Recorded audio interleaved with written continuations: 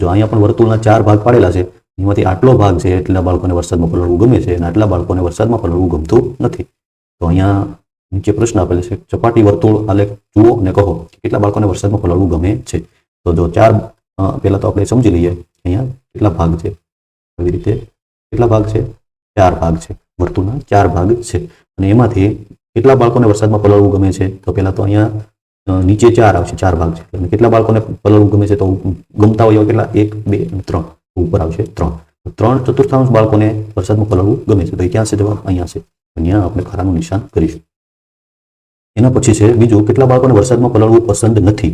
તો એની અંદર કઈ રીતે આપણે જવાબ લખીશું? તો એની અંદર આપણે જવાબ લખવા માટે જો 4 ભાગ છે, 4 ભાગ છે એટલે કે નીચે તો 4 જ લખીશું આપણે. નીચે કેટલા લખીશું? 4. અને કેટલા બાળકોને પસંદ છે? તો કેટલા ભાગ છે? 1 ભાગ. 1/4. તો 1/4 બાળકોને વરસાદમાં પલળવું પસંદ નથી.